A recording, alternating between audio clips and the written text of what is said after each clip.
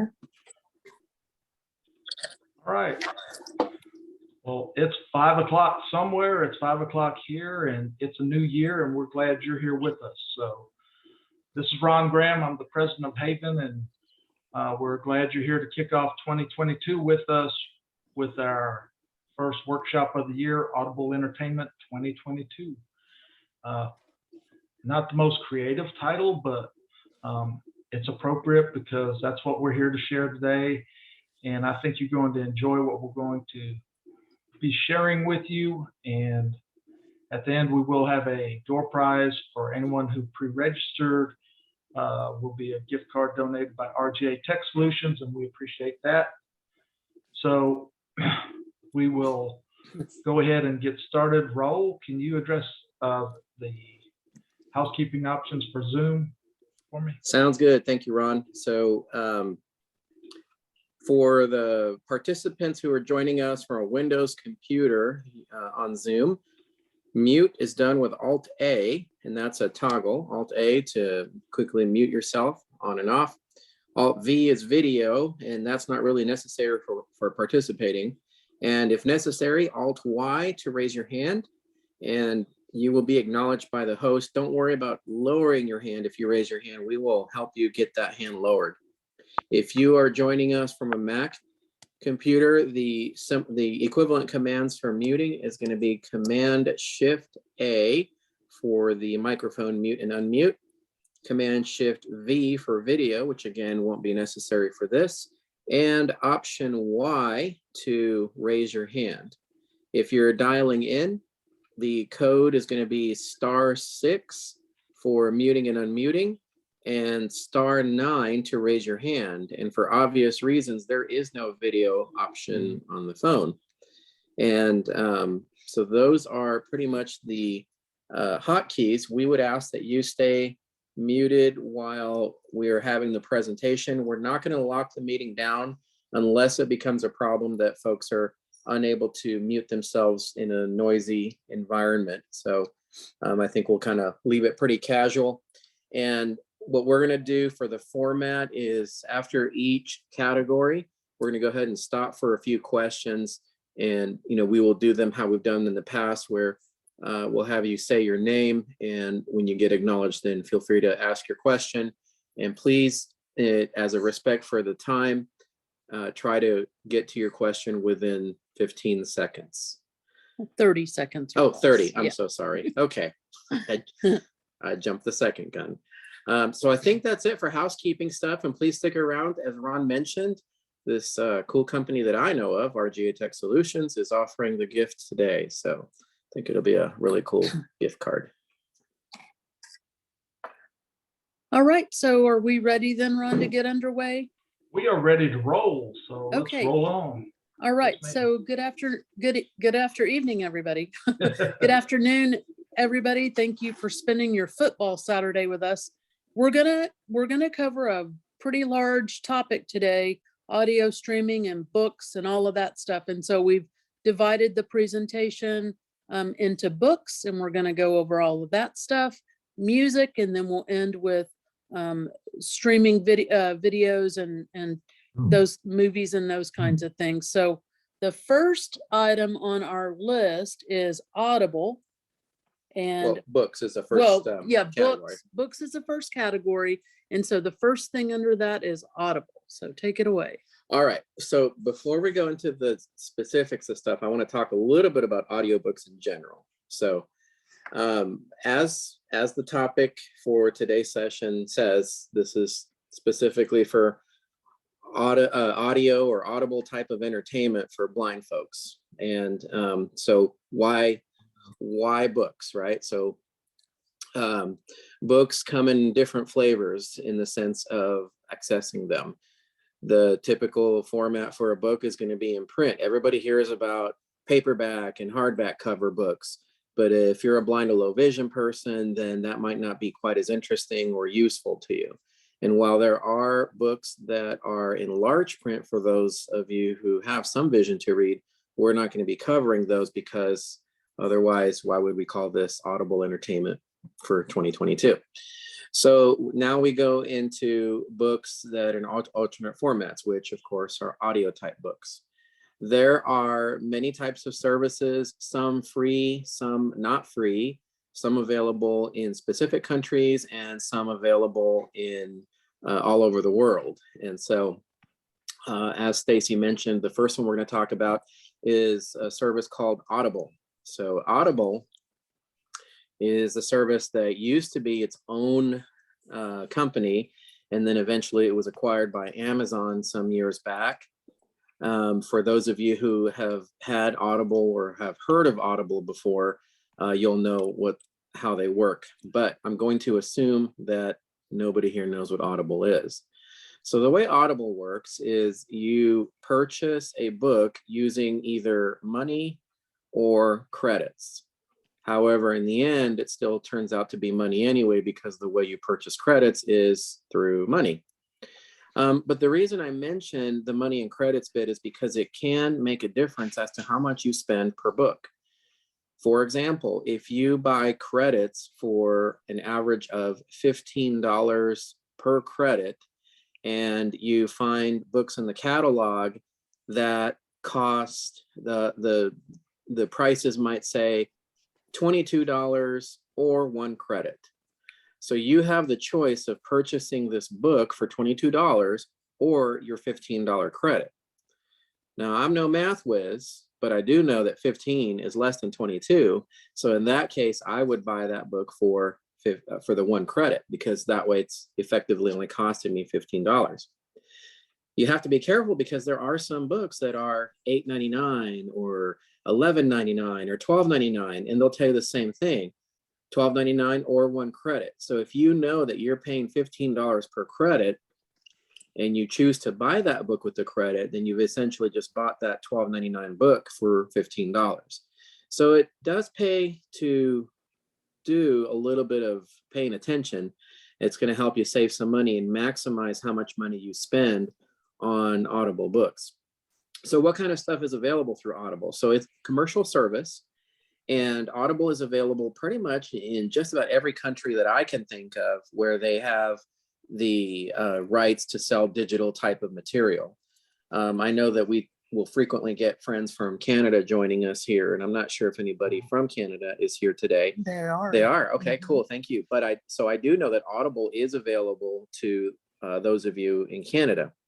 Now, the prices might be a little bit different because I'm not up on my Canadian currency today. So the prices that I'm talking about are the ones that I'm familiar with in the United States. With Audible, the most common plan is buying 1 credit per month. And like I said, on average, that's around $14.99 a month. If you are an avid book reader and you like Audible services, then you could purchase other plans that might cost you a little bit more per month, but you'll get more credit for less money. For example, we have the next tier up, which is $22.95 per month, and that gives us 2 credits. So if you essentially take $23 divided by 2, then that's about $13 per credit. So, we are actually, it's even less than that. I'm not on my math right now. It's a little less than 12 per credit. So a lot of times when I look at these books, I will kind of calculate that at about $12, and I figure if I can buy the book for less than $12, then I'll probably get the book that way rather than using up my precious credit.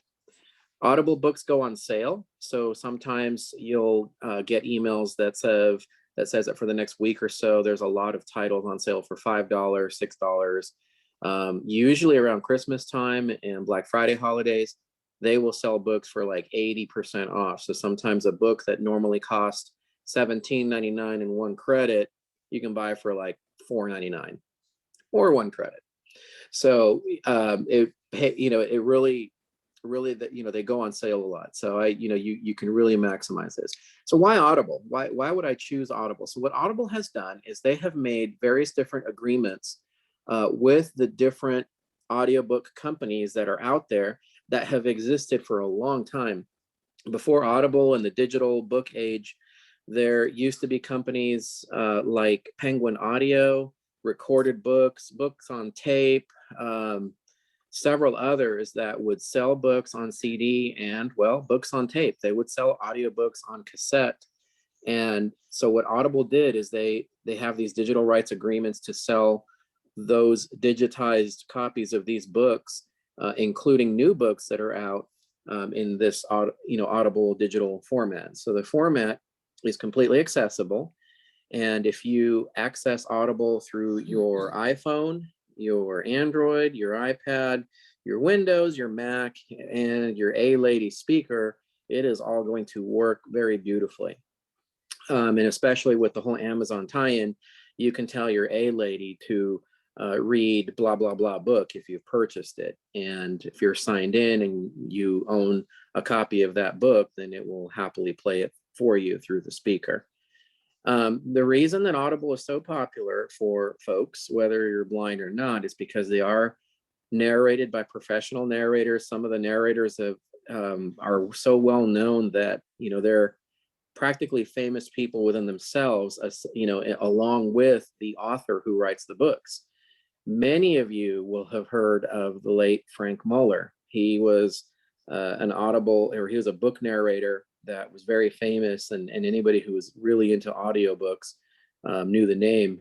Scott Brick is another one who is very famous and very popular with professional books. He's very good with accents and that kind of stuff. So there's a lot of author and narrator combinations that people will specifically look for. So that is what I have about Audible. Talk about wish list. What am I going to talk? Wish list? list. Okay, wish list. Okay, thank you. So along with Audible, you have your typical shopping cart and you add a book and you buy it. But let's say that you want to buy a book later, you want to wait to see if the book goes on sale, then you have the ability to put the book in your wish list. And when you do that, you can always come back to that wish list and review that book and purchase it. So every now and then I will have a book. Let's say I start a series. I'm a very series oriented person. So I'll buy book one of a series. And if I like it, I will go and look for the other books in the series, but I'll put them in my wish list. And that way I can come back to them a lot more easy and stuff like that, because that's in the particular wish list area. And that also triggers those automatic emails where it'll say a book in your wish list is on sale. So I'll go and look, okay, which one? And that way I can eventually weed out my wish list. My wish list currently is 20 pages. So I need to go through it a little bit and purchase some of these books if I'm still interested in them. So there is some tie-in with Kindle. Is this a good segue for Kindle, or do you want me to talk about? Go ahead and do Kindle, Okay. and then I'll do. All right. Yep. So I was going to stick with audiobooks at first, but I do want to kind of segue into Kindle a little bit because there is some tie-in with Audible. So Kindle is a service that is also owned by Amazon. I promise we're not getting royalties from Amazon. They are also owned by Amazon, and Kindle is the text version of these books. So now if you're a blind guy or girl or whatever, and you're using text to speech, then Kindle is technically audio because you're having the screen reader read it to you. So it is audio in that sense for us, but for a sighted person who's not using assistive technology, it is reading on an electronic device. So there are tablets that are specifically made to read Kindle books, and they really have a difficult name. They're called Kindles. So they're essentially Amazon tablets that do all kinds of other neat stuff. And in fact, a Kindle Fire tablet is very good for this kind of presentation because it's all about streaming and books and stuff like that. And they're completely accessible. So a Kindle, you basically get the same kind of book as you would with Audible, but like I said, it's the text version. Kindle books can cost as little as $0 and as much as $13.99. I think the most expensive Kindle book I've seen is around $13 or $14. They try to make the Kindle books be about the same price as paperback books because they're essentially the same as a paperback book, but they're electronic copies. Where it becomes really cool is sometimes you can buy a Kindle book for, let's say you buy it at a discount for $0 or 99 cents or something. When you're reviewing the Audible book version of it, on the pricing, it might say the member price is $22 or 1 credit, or you can get this book for $7.99 with the Kindle version. So if you purchase the Kindle version, let's say for 0 or 99 cents, and then you buy the Audible version that goes with it for $8, you've essentially just purchased this book for less than 1 credit. So you get to keep your You credit. get to keep the credit for book the from- more expensive books. Yeah. So, very often I'll, speak with people who might say, well, Audible seems kind of expensive, $15 a month. I don't know if I want to do that because there's free alternatives out there, and there are, and we're going to talk about some of those. But this is a good way that you can maximize your money spending. Kindle content can also be read from the PC and the Mac, but that does require a different app to be installed. And while it is possible to do, most folks that I come across or who have questions about this are typically going to use a tablet or a Kindle reader, or a smartphone or smart device. And what's cool about reading it with these is, especially if you're a Braille reader and you have a Braille display, is the Kindle apps work really well with the Braille display. So you have the option to read the books in Braille that way. All right. So we're going to switch gears. We're still going to talk about books here, but now we're going to talk about the National Library Service. So one thing before we switch to that, because I think this is pretty cool. If you can lend, if you're an Audible user, you can lend books to other people. Okay. You want to talk about that? I can. Okay. So, all right. So last thing about Audible, and then we really do got to move on. All right. So we love Audible. So because Audible costs credits and costs money for folks, you are able to lend a book out in a similar fashion as how you would lend out a physical book. So if somebody has an Amazon account, you can loan them a book, and then they have the ability to read it and whatnot. And it lets you loan the book for keeps, essentially transferring the book one time to one person. And with, I believe with Kindle, you can loan it and then take it back. So it basically gives them the digital rights so that they can read it. And then when you basically take it back, then, they don't have access to that book anymore. So these books are, because of the copyrights involved, they are protected with DRM technology, which is digital rights management, which means that you cannot very easily copy them onto other devices or whatever. Kindle books, while accessible very much on e-readers and tablets and phones and stuff like that, cannot be read from blindness-oriented type of devices like the Victor Reader Stream. However, if you have a device like that, you can listen to Audible books. So that is designated as an Audible player. So you are able to do that. All right. Okay, so we are moving to my favorite topic, and that is Bard. And I'm hopeful that Dina Abramson is on here, because Raul and I, we were having a senior moment, and Bard is an acronym, BARD, and we were going back and forth. What does BARD stand for? But before I talk about this, I want to be pretty clear, because I know we have folks from other parts of the country and even folks in Canada. So what I would recommend, if you have questions and you live in a different state, that you reach out to your local talking book program, which is part of the National Library Services for blind and otherwise physically impaired. Yes. Braille and audio reading download. Okay. I just looked it up. That's what I was thinking, but Yep. we were going back and forth. So Yes. Braille audio reading download.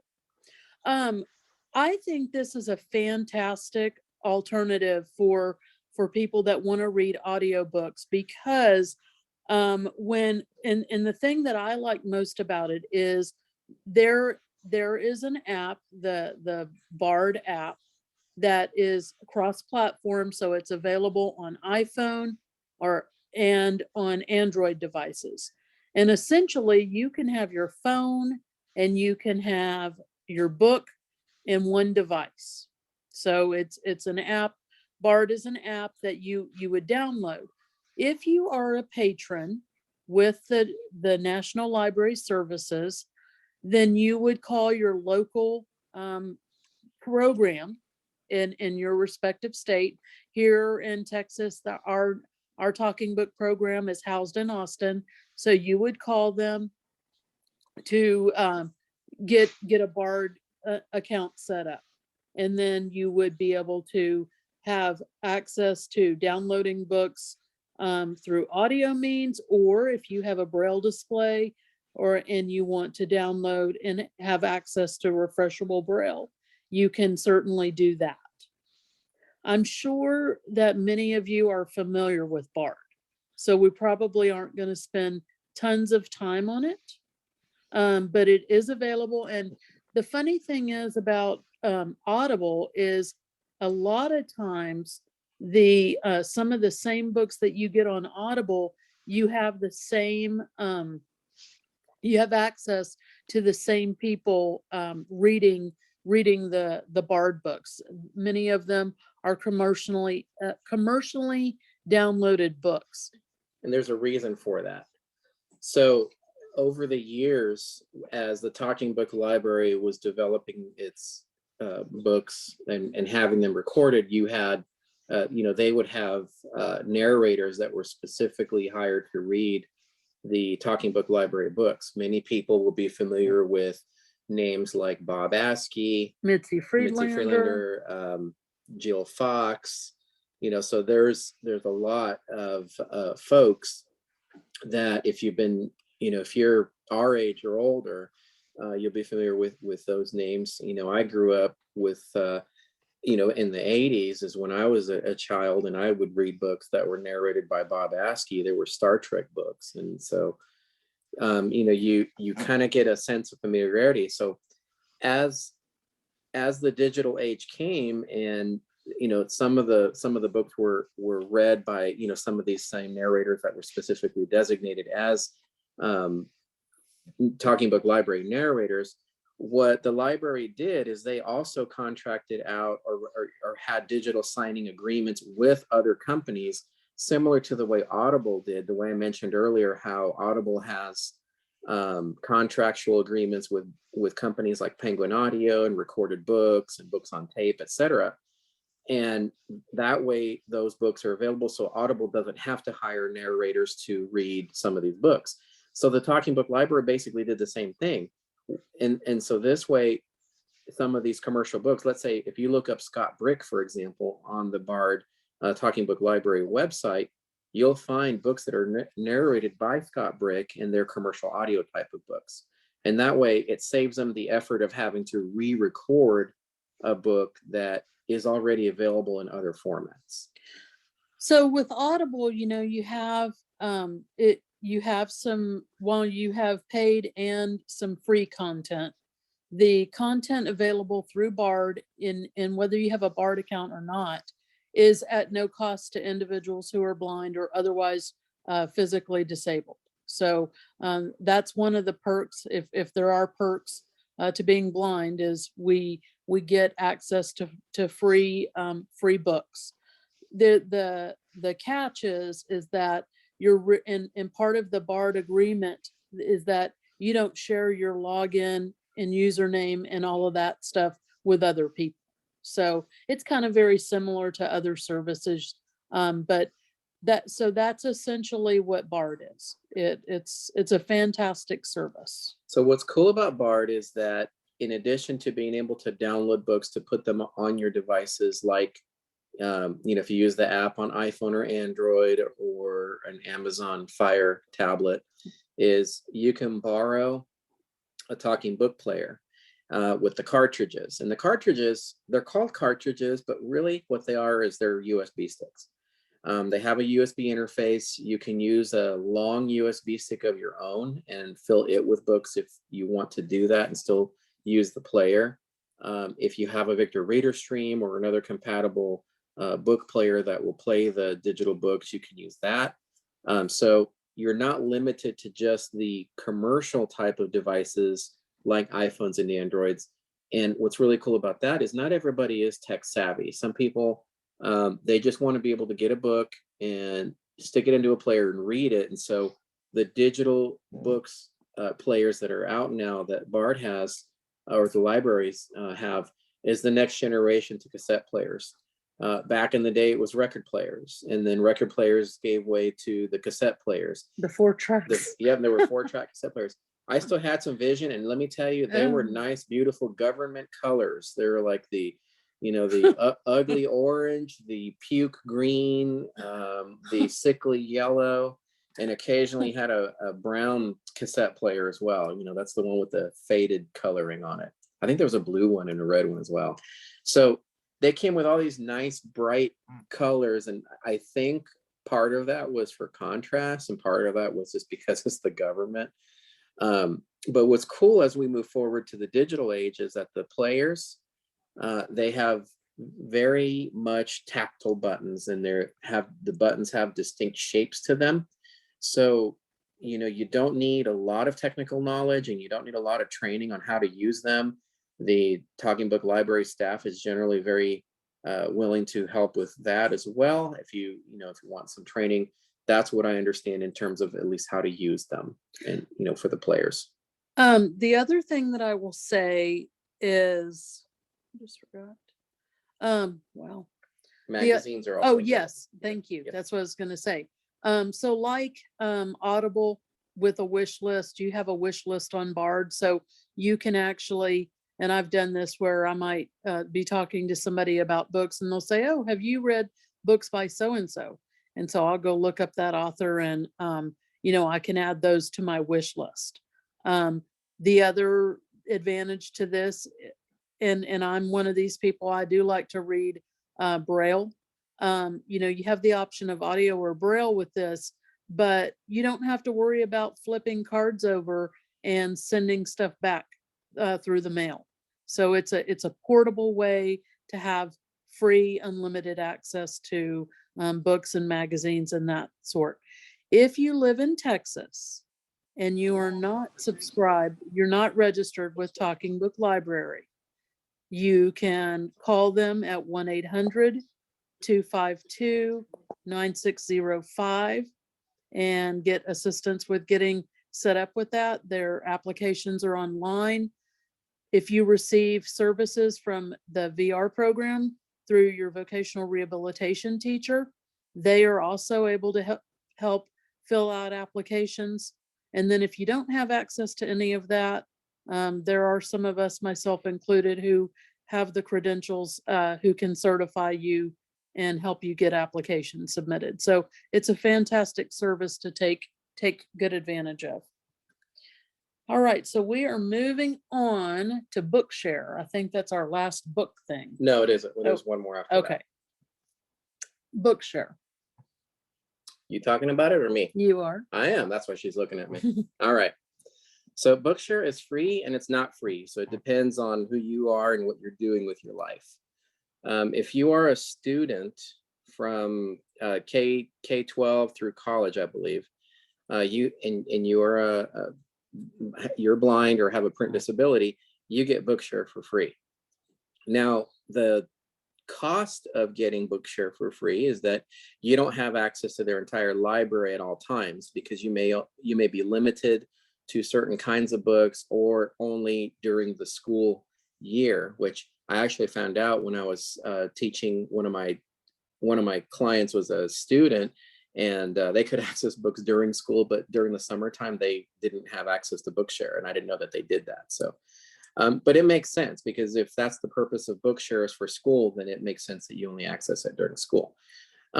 If you're not a student, then you can purchase Bookshare on your own and have unlimited access that way. I believe that Bookshare costs $50 per year. And I also believe that with Bookshare, you do have to reside in the United States. And that's because of the copyrighted agreements that they have with publishers and all that. So Bookshare is a digital book service. So the content provided is not audio in the sense of a human narrator.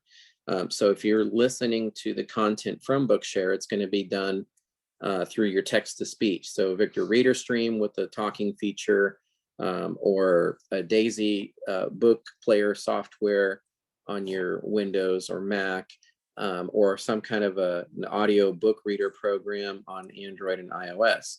A good example of a program to read Bookshare books on your phone, on your smartphone, is going to be the Voice Dream Reader software. It has a tie-in with Bookshare and will happily play Bookshare books. Bookshare also has their own app. I believe they call it Go Reader, which works for iOS and Android, and that will also allow you to access the content. So the cool thing about Bookshare is that, or what they do rather, is they get the books digitally. So if they're able to get a digital copy of that book from the publisher, they will provide that. And the book is 100% clean copy of the book. Whereas if they're not able to get a digital copy of the book, then, and they used to do this a lot more in the past when they were newer, they don't do it quite as much, where they have, they'll basically scan the books in. So the books are scanned in and digitally converted. And so they would even have a rating on their website. And if you look at their website on some of the older books that they've had for a while, they might even say a scan rating of 80% or 90 or whatever. They're generally very good scanning rates. And then one of the things, and I used to do this in the past when I wanted Bookshare, but I couldn't afford it, is I signed up as a proofreader for Bookshare. Basically, you get assigned certain books and you go through them and you fix, you tell them about fixing the errors, and you get credits for that. And then the credits could be turned into free Bookshare access. So, they used to do that. I don't think they do that anymore, or if they do, it's less, just because of the fact that they get the books, like I said, from the publishers. So what's really cool about Bookshare is, anytime that it's a book that's a digital textbook rather than an audiobook, is the size is a lot smaller, because we're talking about document size versus audio content size. Audio takes up a lot of room, and so it's going to fill up a disk or memory storage a lot faster. So that's Bookshare.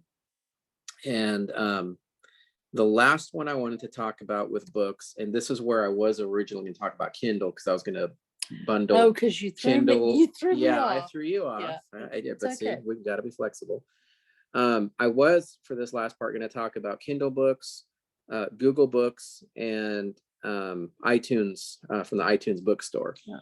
And the reason I was going to put those in the last order is because those are specific to a lot of devices, but the tie-in with Kindle and Audible, I could not pass that up.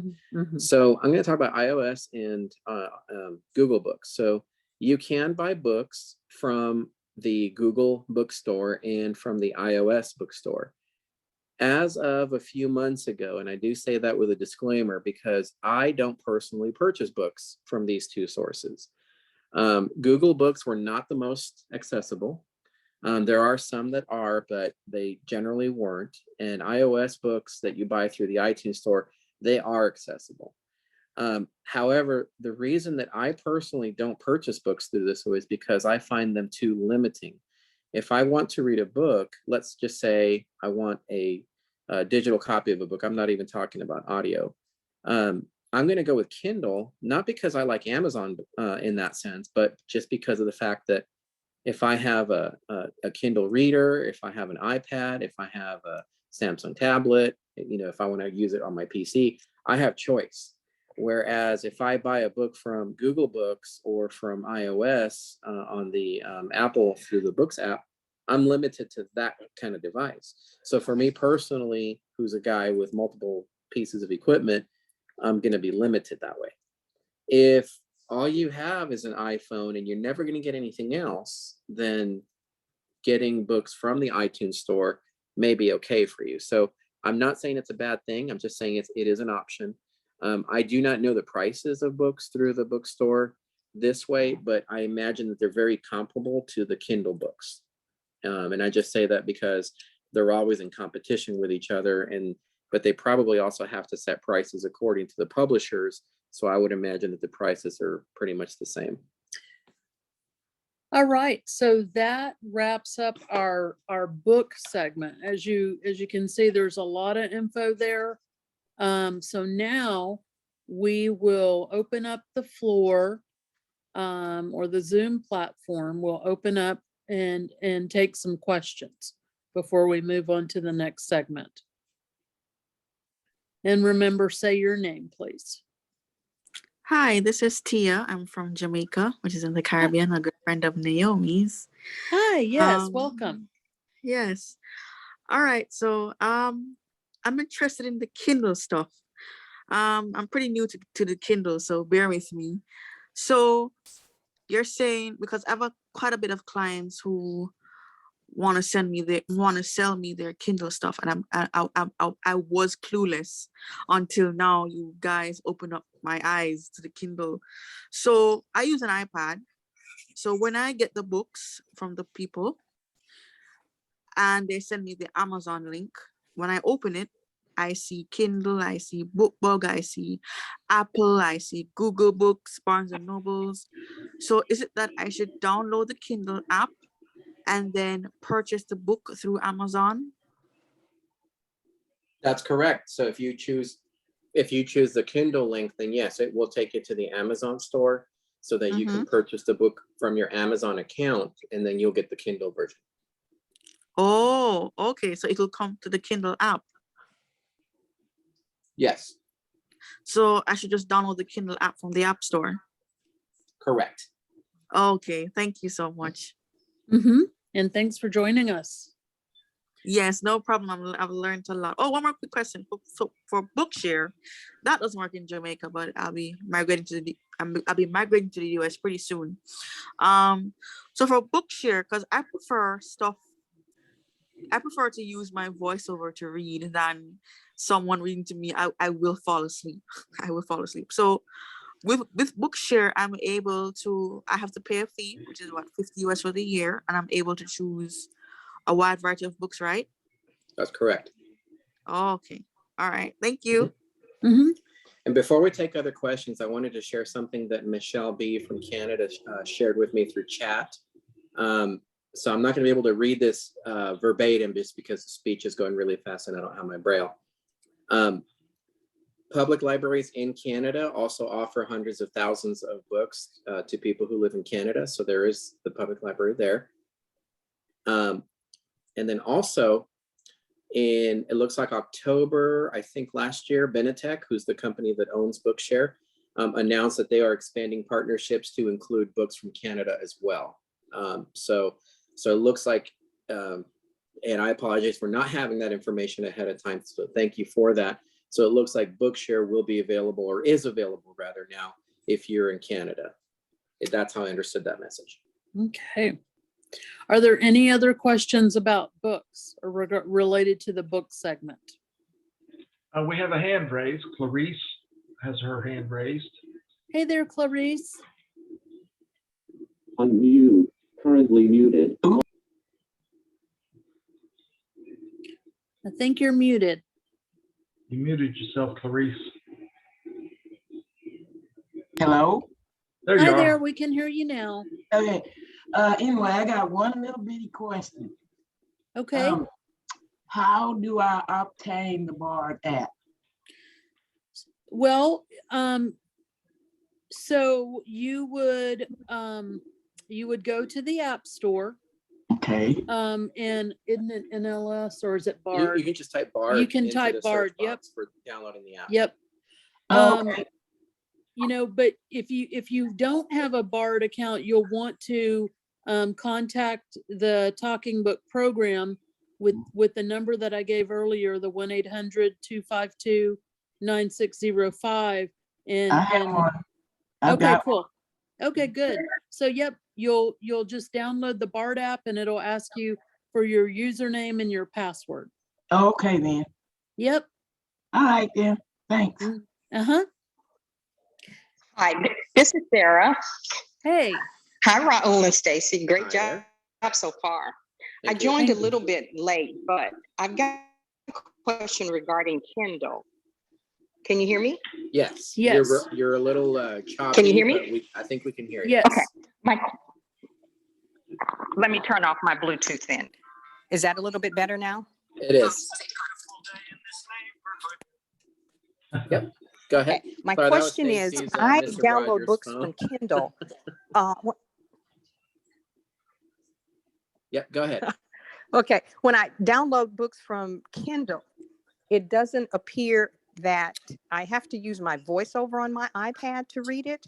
That's correct. Is that correct? Yes. So you that's want- the only if way you I can want to- navigate, like, and then, Yeah. If you want to, if you don't have enough vision to read Kindle, then you right. do have to have voiceover read it out to you. And the challenge I have is navigating the chapters. Is there a easier way using voiceover to, you know, how you'll stop to go back to certain points? That always has posed a challenge when I'm in the middle of reading a Kindle book. Yep. So what Kindle does, and if you can forgive me for this because I generally use Kindle on my Android, so it may be a little different.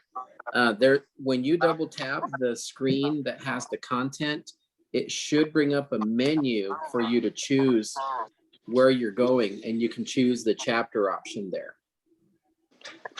Maybe I use, yeah, it's not the chapter. It's when, you know, how you stop midway in a book, like in Bard, and you can pick back up.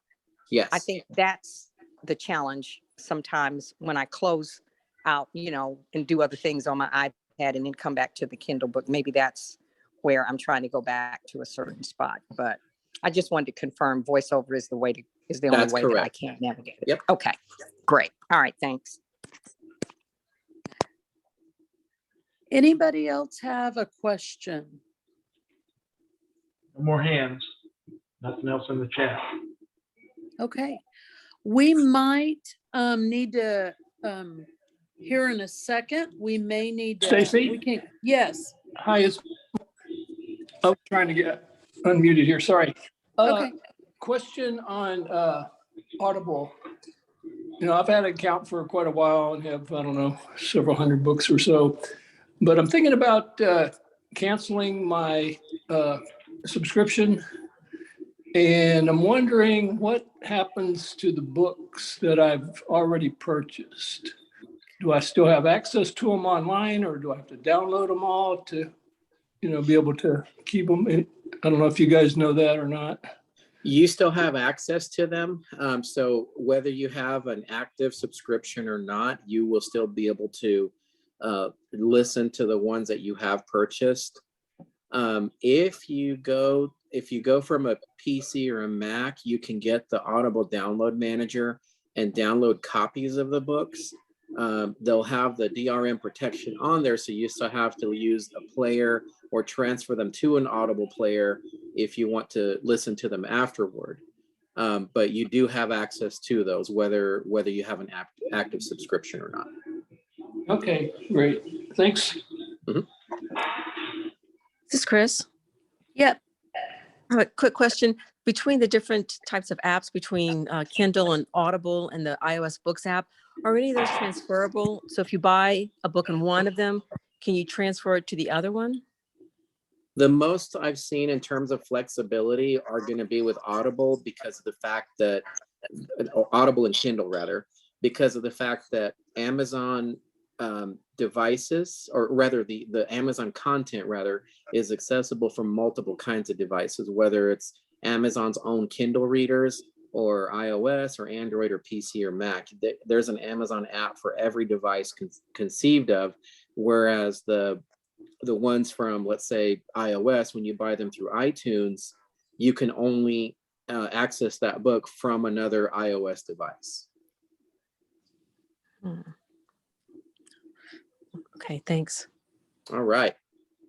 So we're going to go ahead and Yep. move on. And we may have to stop here in a second because of our clock, but our And next, We ahead. do have a hand raised, Diana. okay, we'll take one more question and then we're going to move to the next segment. Okay, thank you. This is a very short one. Could you guys spell the word Bard Yep. for me? Yes. So it's B as in boy, A as in Uh-huh. app, A as in apple, R Mhm. as in Romeo, D Uh-huh. as in dog. Okay, that's what I need. Thank you so Okay. kindly. Okay. All right. So we are going to move on to our next segment, which is music streaming services.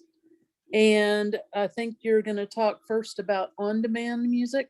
Yes. Yep. All right. So there is a difference between on demand and radio and not on demand, whatever that's called. Right. All right. So Wow. off demand, right? So on demand music, on demand is the term that's now used basically that you can get whatever you want whenever you want, right? So one would say that the loaf of banana chocolate chip bread that Stacie made is kind of on demand because It's off demand. it's off there's no demand right now more because I'm left. talking and there's none left, so it's off demand, right? So on demand music services are typically the ones that you pay for. And the reason for that is because on demand is very convenient. If I decide that I want to hear Bohemian Rhapsody by Queen right now, I can tell my A-Lady speaker to play Bohemian Rhapsody by Queen. And because I'm paying for Amazon Music services, it will play it just fine. If I have the free version of Amazon Music, or I'm not paying for the regular version, then it'll basically say, sorry, I can't play that, but here's a station that may have it, so maybe 10 songs down the road, it'll have it. So that's really the difference between on demand and not. So there are different music services that you can pay for Amazon's the for first streaming. one. Amazon Music is the one I just talked about as an example. And again, I promise no royalties here. We have gone through probably 4 different music services, trying them out throughout the last few years, and we finally settled on Amazon Music, and we like it fine. It meets our needs, etc. So we had Apple Music for a while when it was new. We've tried Spotify and Amazon Music. Those are the ones. There are other on-demand music services, some that cater to different styles of music and different kinds of things. And what was really interesting about Apple Music and Spotify and all these is that a few years ago when they were newer, Apple Music was boasting, we can give you access to 30 million songs. So then here comes Amazon Music and says, we can give you access to 40 million songs. And then Apple comes back and says, we can give you access to 50 million songs. And I'm thinking, who in their right mind is ever going to count this? So it's just nothing but really, marketing hype, right? They may have 40 million, 50 million songs or whatever, but I'm only going to listen to a very small percentage of that because that's just the music that I like, right? But everybody else likes different kinds of music, and that's really where it starts to add up. And honestly, everything that we've wanted to listen to, we've been able to find on Amazon Music. Yep. So, it's kind of, that's where it is with that. In the end, the reason why we stuck with Amazon Music over the other ones was for the compatibility, similar to the whole Audible book, Kindle book kind of thing, multiple devices, etc. The second one that I think is that they're actually, all of these are actually the 3 that I'm talking about. They're all very flexible. You can even get, and drum roll on this, guys, you can get Amazon or Apple Music on your Android phone. So if you go to the Google Play Store, you can search for Apple Music and get it. And it's really kind of an interesting experience signing in with your Apple ID on an Android device. So if I ever canceled my Amazon Music, I may go back to Apple, but we're really happy with Amazon. Yep. Spotify is the other one that I've mentioned. Like I said, Spotify, if you get the free service with Spotify, it's not exactly on demand. It's more like Pandora-ish, which I'm going to talk about here shortly. But if you pay for the service, then you can pretty much do all kinds of, you can choose whatever music you want. What's really cool about these 3 services, and let me just be blunt, there are probably 30 or 40 music services out there. And some that are in the developmental stage. and I didn't know that there were so many out there until we started collecting our Sonos speakers, because it's got tie-ins to different music services, and it gives a list of all the stuff that you can tie into your Sonos speaker. I'm thinking, wow, there's even a music service that you can purchase for elevator music. I'm like, wow, that who wants that? You know, somebody does. So so that's why we're only doing that, right? So and so I just saw a chat about podcasts. Yes, we haven't really done a lot of podcasts, but that is another thing for audio entertainment, and I'll talk a little bit about podcasts here after the music. So thank you for that. So with the music, so on demand, you pay for either individual subscription or a family subscription. And really, in the end, with Amazon, in addition to the reason, you know, that us being Amazon fans, we found that the prices were a little more affordable than Apple and Spotify. However, I believe you can get Spotify free depending on which mobile carrier you have. So there, you know, look into your cell phone provider, look into your internet provider. You will find that sometimes your access providers for stuff like that will have promotions and give you free access to certain things. So it was either Verizon or AT&T. I can't remember. One of them gave you Spotify for free for a while. It's funny that you mentioned that, because we all in the time that we're living do the delivery thing with Favor and Grubhub and Uber Eats and all this. And I think it was Grubhub the other day that had a thing. If you sign up for Grubhub, you get 3 months of Spotify for free, or 30-day trial or something. So it is available out there to try if you don't have it in some way, shape, or form. The thing about on-demand stuff, and this is true as I move forward here with music, and then later for the last segment for videos, is you're not actually paying for the music itself. So it's not like you're buying a CD from the store. You're paying for the convenience of listening or watching whatever you want, whenever you want. That's really what you're paying for. And so if I go to the store, or whether I do this from Amazon or whoever I do it, and let's say I buy the Queen's Greatest Hits album. Okay, so I'm buying that album. So now I own a copy of that album. I don't have to pay for it anymore. That's it. So, but if I'm paying for streaming services for the on-demand, that means I could listen to the Queen's Greatest Hit album till I'm blue in the face. But as soon as I stop paying for that service, I don't have access to that album anymore. So you're essentially paying for a membership for the right to use it. And that's really something to be understood, that when you buy these services for the streaming or the on-demand stuff, it's like a membership, you know, while you're paying them. Okay, so that's how that is. All right, so that's on-demand music. Yep. So I was going to say one more thing about on-demand music. Playlists. Did I mention playlists? You did not. I think I got sidetracked. Yeah. So I was thinking about Queen too much here. So very often, if you do a search for certain kinds of music, like when we had a problem with our subwoofer and we got it fixed, and it sounded really good and better than before, and I missed it. So I did a search for the top 20 bassy songs to test your subwoofer, much to Stacie's non-delight. She would walk out of the room, and then she could still hear it and feel it. But the point to that is that when you search for certain songs like that, you'll see links to the playlists. And a lot of times they will share a Spotify playlist, an Apple Music playlist, an Amazon playlist. So if you have those services, you can actually link to that playlist and it will import it into your account. And if you're paying for that service, then now you can play the music that's listed there. And so it's really cool that way. So that's where playlists come in handy. So we are going to segue into streaming services. Not yet.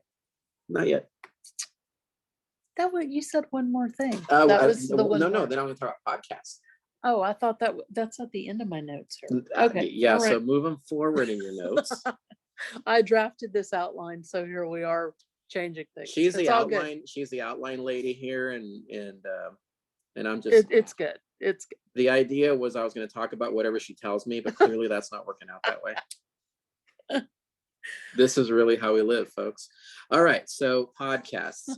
I got to thank Apple for this, because it's because of Apple that the term podcast exists, and yet they're available on every other device, including Apple, but even on the non-Apple devices. So the word podcast is a what's the thing when you mash two words together? A mix, Yeah, I guess, for lack of a better term, sure. of the word iPod and broadcast. And so a podcast is essentially a pre-recorded audio show. That's it. That's really what a podcast is. So imagine before the on-demand days, like back in the 50s, 60s, 70s, 80s, and early 90s, you would, wake up early to listen to Casey Kasem's Top 40 Countdown, Every or Sunday morning. Rick Dees, or you would want to, not miss your favorite radio show. I used to live in Denver, and I used to listen to George Weber on KOA Radio 85, and he just had a lot of funny stuff. So people were known for their particular niche in radio or TV or whatever, because they would talk about certain things or whatever. How about Rush Limbaugh? Anybody remember Rush Limbaugh? He used to have a show, and everybody just, people who wanted to laugh at him or people who believed everything he said would watch Rush Limbaugh. So now that everybody can stream stuff and it's on demand, what people started doing is pre-recording the shows on certain topics. You want to talk about a topic and you want to record it, kind of like what we're doing now. You could turn this into a podcast. And so when you subscribe to a podcast and you look at different podcasts, they're called feeds.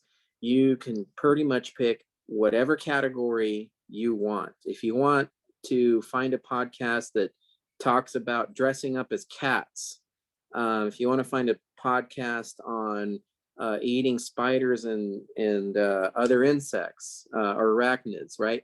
You could find podcasts on that. If you want to find podcasts on technology, on cooking, It's on, unlimited. There's literally anything any topic you can imaginable. think of. There are thousands of podcasts, and that's all they are, is pre-recorded shows. Some podcasts come out once a week, some twice a week, because they don't have lives. Others come out once or twice a month.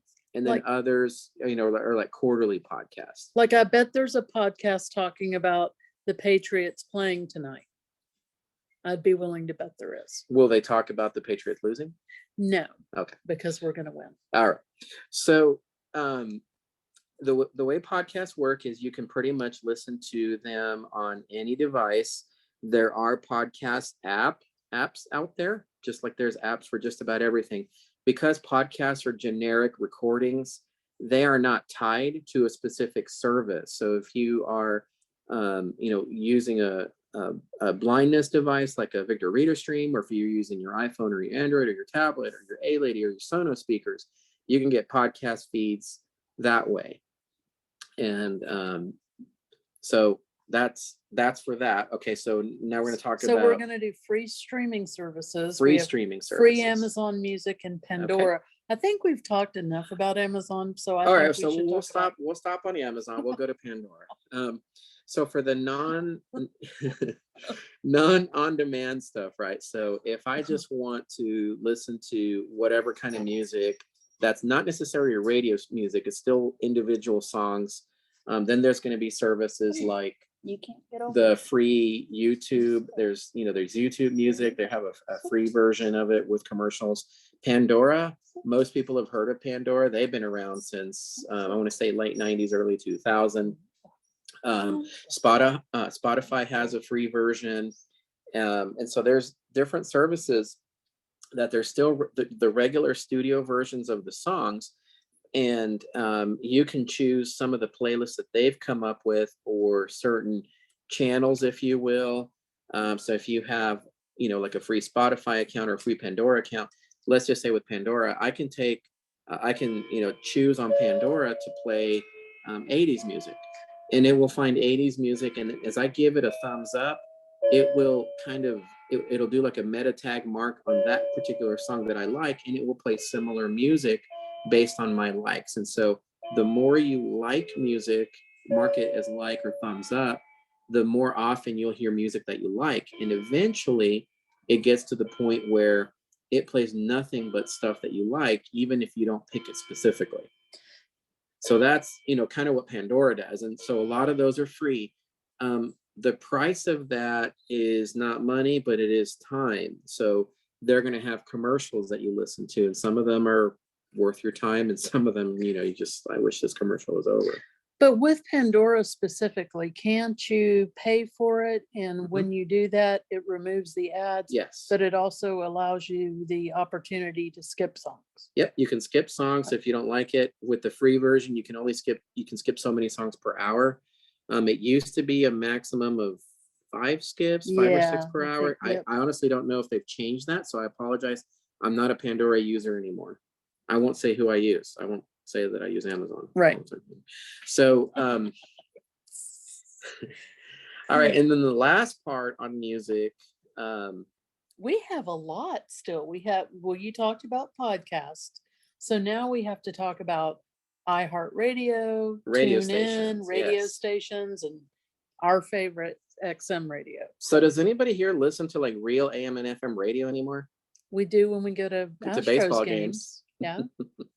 So radio stations. So radio stations are now, well, they've been, I don't want to say now as in it's a new thing, online. And so practically every radio station in the world you can listen to now through your various devices. So all devices essentially. And you listen to them through various different apps. One of the most popular apps in the world right now is iHeartRadio. I think before iHeartRadio became quite as popular, TuneIn Radio was pretty popular. UTunes was pretty popular, and that's OOTUNES. And so that's just literally a toe dip into the waters of radio streaming apps. Yep, thank you. Agree. Yep, 99.1. Thank you. The radio stations themselves, a lot of them will have their own apps to listen to their stream, and then you get access to their news feeds and their specific stuff, right? So you can get the particular app for that radio station and gain access to it that way. What's really cool about apps like TuneIn and iHeart is that now this is where I'm venturing into a little bit of areas that I'm not 100% familiar with because I don't use the feature. So I'm just being upfront. If I don't know something, I'm not going to bluff my way through it. Okay. With iHeartRadio, you can listen to some other stuff that's not radio station stuff. In addition, you can also listen to podcasts and stuff like that, but you can also listen to certain music channels that are not necessarily radio channels. And some of those you may have to pay for, but I don't. I just have the free iHeartRadio account, and that gives me access to the radio stations that I like, and I'm good with that. What's cool about radio stations, and when you tie it into your A-Lady or your G-Daddy speakers or your Sonos, is you can tell it to play certain radio stations. If it's available on iHeart, it'll play it through iHeart. If it's available through TuneIn, it'll play it through TuneIn. If it's Radio Time, it'll play it through Radio Time. So there's the different services that are tied in. Some of them tie in with each other, some don't. But no matter what you use, you will eventually gain access to that specific terrestrial on-the-air radio station in streaming format. Something to keep in mind about streaming radio is that there is a delay.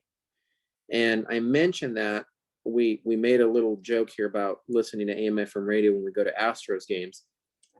One of the workarounds to accessibility when you're at a baseball game is if you want to know what's going on in terms of what the players are doing, because they don't announce it there at the stadium, is you'll have a radio with you and you listen to the news feed or the radio broadcast of that game while you're at the game, right? And so because traditionally the radio station folks are going to tell you what's going on, because in radio land, people who are driving or, they're listening to the radio, they want to know what's going on. So it's sort of their audio description, right? So for us as blind folks, that's our audio description for games. So the reason it's important to listen to it on the regular AM or FM station is because when it's rebroadcast over the internet and there's delays or there's buffering, there's caching, there's all kinds of things that are terms that are appropriate for a different HAVIN workshop. The result is there are delays. And so sometimes a radio station that's streaming could be delayed anywhere from 5 seconds to about 30 seconds, and sometimes even more. And so if you were relying on that at a live game, everybody would be cheering, and eventually 30 or 40 seconds later, you find out that it was your team that scored. And if it's not your team that scored and you were cheering anyway, then you just cheered for the wrong team. Right. So that's why it's important to understand that streaming is a little delayed. And for typical listening, it may not be that big of a deal. The last one I want to talk about in this category is XM radio. And XM radio, to give a little history, years and years ago, XM and Sirius were satellite radio providers that were in competition with each other. And you could buy a radio that was literally had a satellite receiver and it would get to stations that way. So it was before streaming got to be as popular over the internet and stuff like that. Eventually the companies merged. I can't remember who bought whom bought who, but now it's Sirius XM is what they call it. And so in addition to the traditional satellite feeds that people can still get, like in certain vehicles or whatever, you can buy the streaming service. What's really funny about this is, just like we were talking earlier about how you could get Spotify for free, depending on, like with the whole Grubhub thing. So I had placed a pizza order online with one of the major carriers of pizza. And as I was exiting in the checkout thing, they had these little coupons of stuff to try out that said, thank you for using our vendor, our website. Would you like to do this, for a 3-month subscription of this? And I was like, no, I don't want that. And it says, oh, how about this? And I'm like, no, I don't want that. And I'm about to close my browser, but I figure I'm just going to hit no one more time. And it says, would you like to try out Sirius XM for, 3 months? And I'm like, well, I've got all the other ones. Why not? Right. So and to be fair, we had been introduced to yeah. it from friends and have heard really good things about the sports possibilities. She had. I was in it for the 80s on 8 channel. But I can listen to the Patriots with the Patriots callers calling the game. So as they lose. So so I tried it for 3 months, and this is back in like September. And when I signed up, it says, thank you, you've signed up for 4 months. So I got an extra month, even though the website only said 3 months. So we haven't canceled it, and we're still paying for it, and it's pretty cool. So, we have access to that now. I've checked it out since then, and I've discovered, for example, people that I haven't heard of in years are now hiding on XM radio. Like Downtown Julie Brown from MTV is on XM as a DJ. So I'm like, wow, this is a blast. And she doesn't sound as cheery anymore, as she's more like Midtown Julie Brown now. But wow, everything grows up. Wow. So so that's streaming, and so with radio services like this, when you stream a radio station, there is no on demand. And it's so funny because you show a younger person this and they don't really understand radios, and they're over there trying to skip it. I'm like, nope, you can't skip a song on the radio. Sorry. Go take the trash out, go clean your room for about 5 minutes and then come back. That's your song skip. So I think we're ready for questions. Yep. So if there are any questions about the music services that have been covered. Yes, it's Tia again, coming back at you. Okay.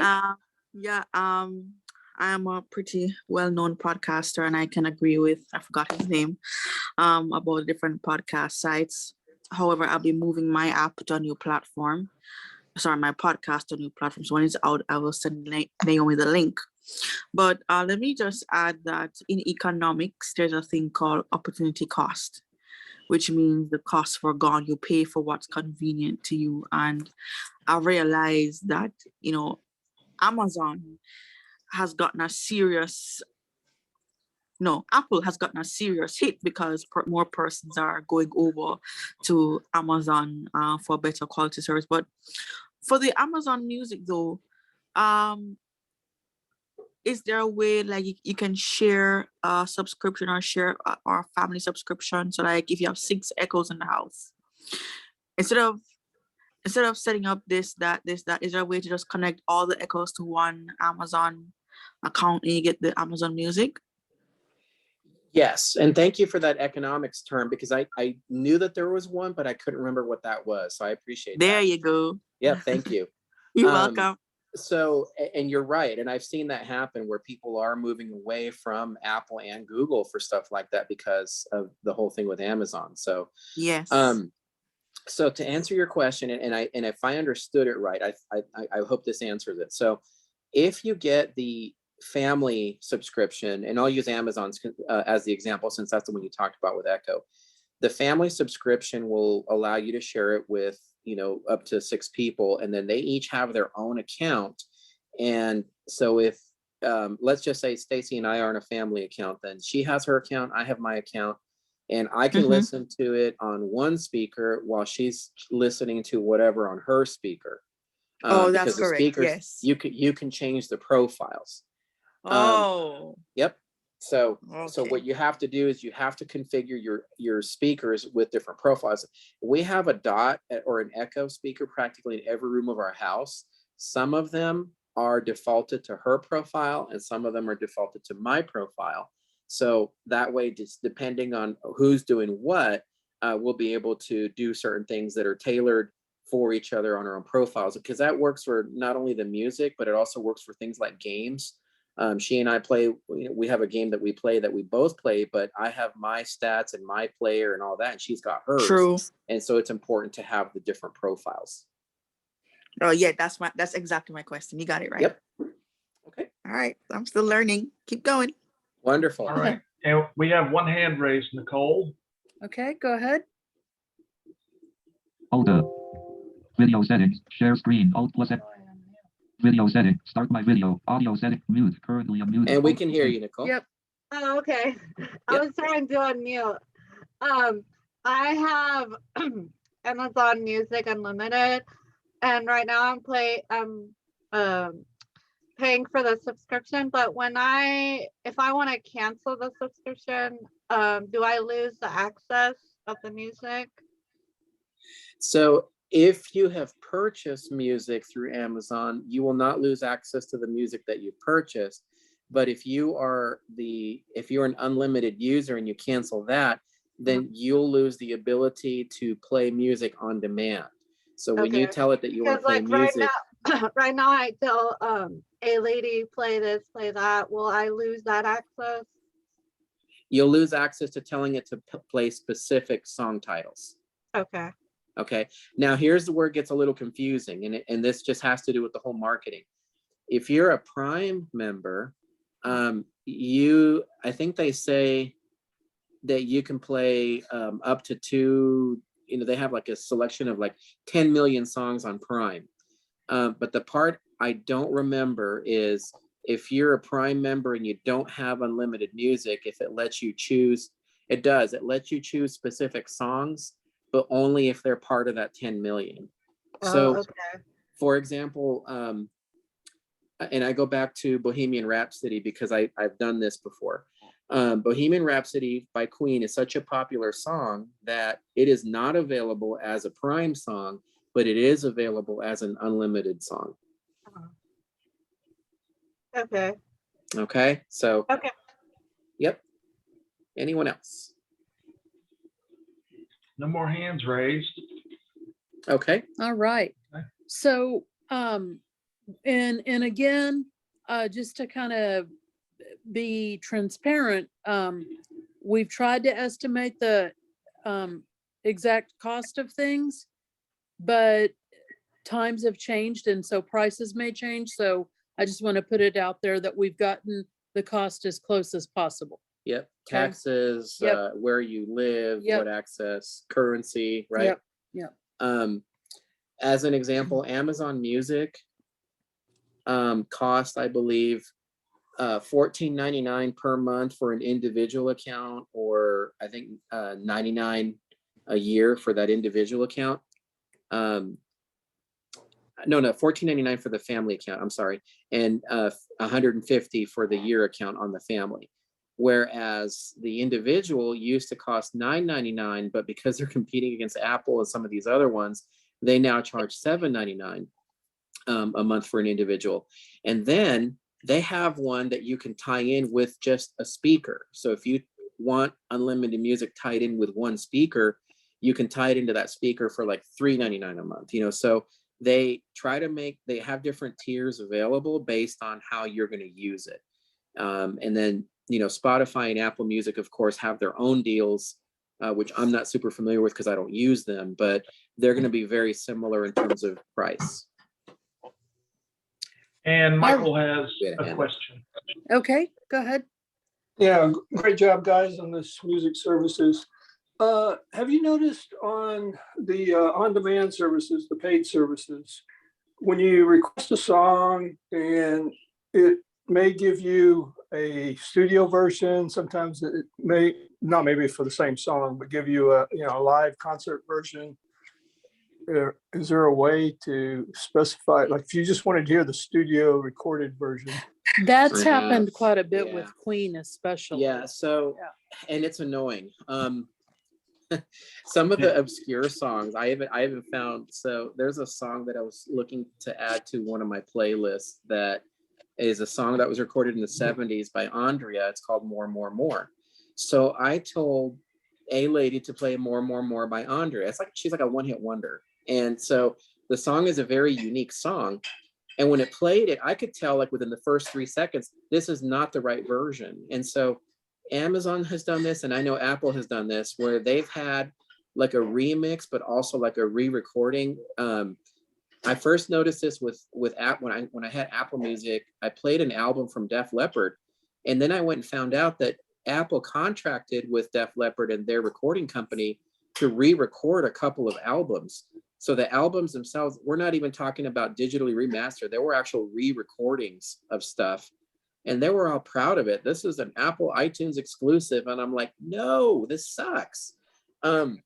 So to answer your question, when that happens, the only way I've been able to get the correct version is by going into the app specifically and searching for it, so that the search result will tell me which version it is. It'll say like original blah, blah, blah version or album or whatever.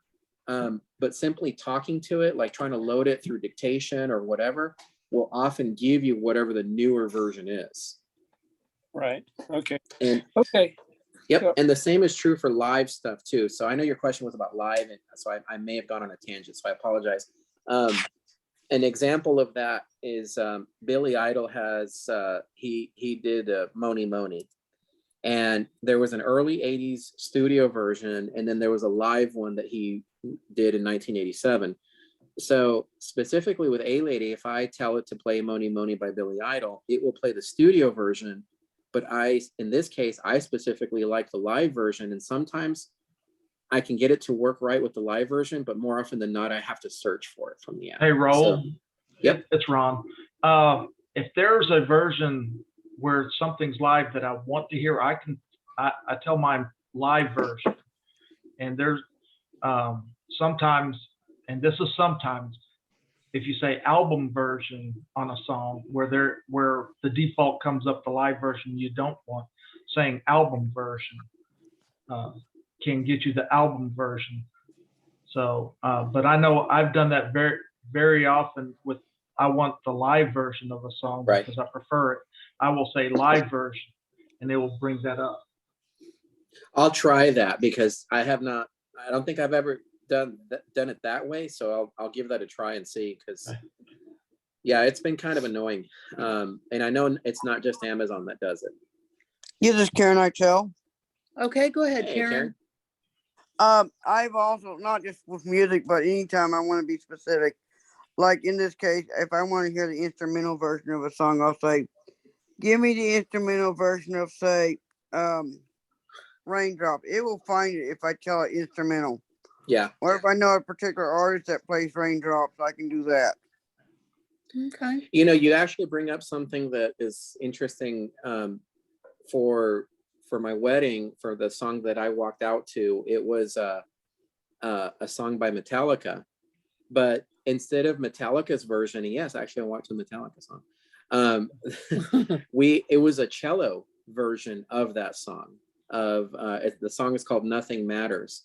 And what's interesting about that is people who are not Metallica fans or don't know the group, when you hear the song, you might think, oh, this is a cool group. And then you go listen to their normal mainstream stuff. And then you're like, no. That's kind of how Stacie is with Metallica. You know, she's like, you know, what else do you have? And I'm like, you're not going to like Metallica. You know, but I like a couple of songs. But the point is, though, is that it was a cello version, and the cello versions of a lot of these, just like instrumental stuff, it just really goes to show, you know, how music is good in general, no matter what version it is. And it's that the artist and the particular way they play it that really could make or break a song. This is Which Tia I know again, is real completely quick. off topic for this, but that's okay. But don't even get me started because you won't be able to shut me up. Yep, so we're going to actually move on to our final segment, and this is video streaming services. Netflix is what we're going to start off with, and I want to make sure that we tell you guys something really cool about Netflix. So we'll start off with Netflix. Well, first I was going to give an intro to video streaming in general. So, all right. So streaming services. I know that most of us here are blind or low vision folks. So just to put it out there, we're people that use the word look and see and watch and stuff like that. So I know that there's a few people who, you know, even though if you're totally blind, you're obviously not seeing something, but we still use those words, look, Yep. see, and watch. So we watch movies, we watch TV, we listen to the radio, you know, that kind of stuff. So the reason I say that is because I don't want anybody to be offended if I'm talking about looking and watching and, you know, doing all that. So end of soapbox. All right. So just like with music services, the TV and video streaming services for TV and movies and documentaries and shows or whatever come in different styles. There's the on-demand variety. Again, you pick and choose what you want to watch, when you want to watch it, and you watch as much as you want. So you're paying for that membership for the right to do that. You don't actually own the content. And then there's the ones that you actually purchase stuff, which is similar to purchasing something, you know, like an album or a movie or a CD or whatever from iTunes or Google or Amazon, etc. And you can actually purchase movies or TV shows and stuff like that. And that means that you can watch them whenever you want, whether you're paying for a streaming service or not. And then the third kind are the live stuff that you watch and you get to watch whatever's on and you don't really have a choice other than changing the channel. So first, we're going to talk about on-demand stuff. And one of the most popular and iconic on-demand movie and TV shows streaming services is going to be Netflix. So Netflix originally started as a movie rental company in terms of that's when I first knew about them, and we're talking early 2000s. Netflix would sell you movies for far cheaper, or not sell you, rent you movies for far cheaper than Blockbuster and some of those outfits that don't exist anymore. So you could rent a movie, for example, from, you know, the Blockbuster, or what was the other one that was common? Oh, you know, but like Blockbuster, right? yeah, you know, Movies Plus or something. They would rent movies for $3.99 a night, and then, you know, here comes the kiosk one, Redbox, that would rent it for $2.99 and then eventually 99 cents, etc. But for us blind folks, you know, we'd have to either drive there or, you know, Uber wasn't around there, so that wasn't really convenient. Plus, they're not accessible. So when Netflix started doing their rental services, I hopped on board with that just because of the fact that renting it was really cool. And the way they did this initially was you paid for a membership. So you would pay, you know, $7.99, you know, or $6.99 a month or whatever, to rent up to 4 movies per month. And so if you did the math, you know, that averaged out to about $2 per movie. And renting 4 movies per month does not sound like a lot, but if you think about it, that's one movie a week. And if it takes 1 or 2 days for it to get to you and 1 or 2 days for you to send it back after you watch it, that's about 4 days, and you calculate forget time and whatnot. There's one movie a week. Very different than on-demand streaming nowadays, where you think of 4 movies. Oh, I can watch 4 movies in one weekend. That's called binge watching, right? But that's kind of how Netflix started, and then eventually they started adding streaming services. And the funny thing is, when they were adding the streaming services, that was more like a add-on, like a experimental add-on. Like, you can primarily rent movies from us, but we're going to add this for convenience. And so they only had like maybe 100 shows on at the time. And eventually it went the other way around. Streaming services became more popular. People's internet services became faster and was able to handle more.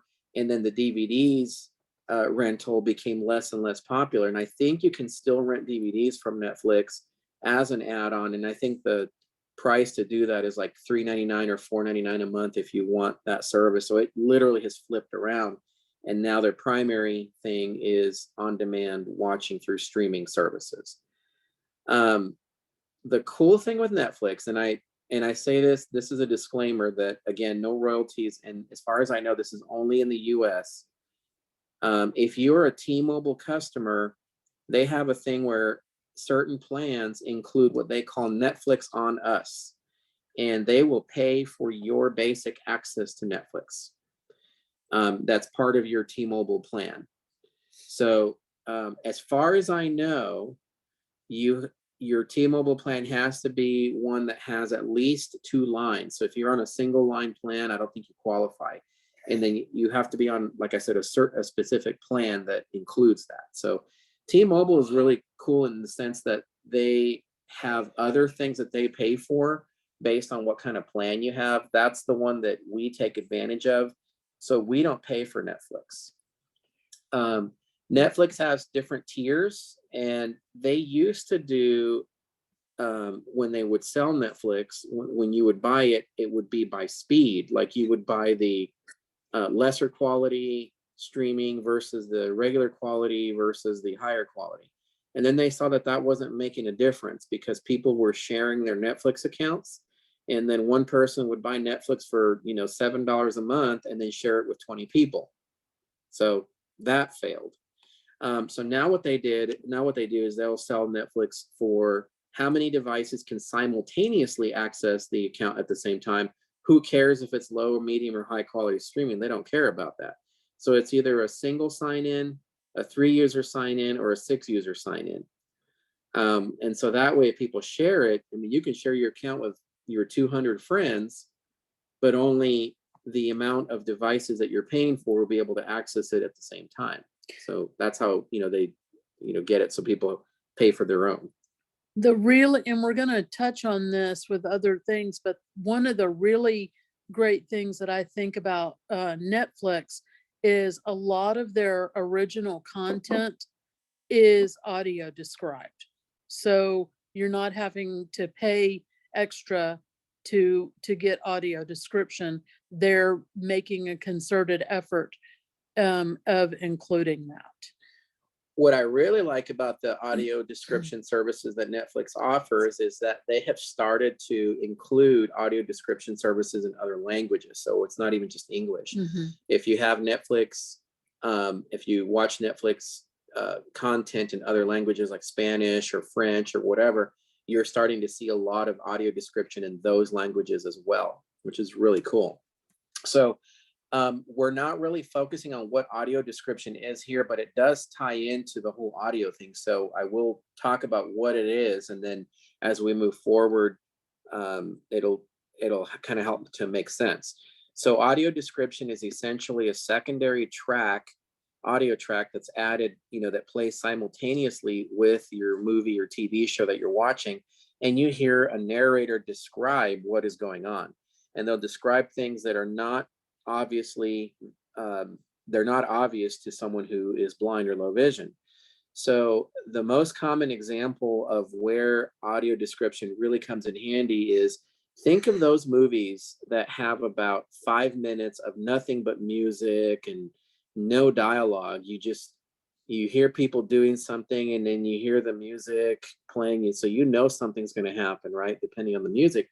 Or maybe someone gets a text and they read it and they're like, oh my gosh, right? And you're like, what was the text, and it says it on the screen, but of course you have no access to it. So the audio description will read that, so it'll say Stacie picks up her phone and reads a text that says she's dead.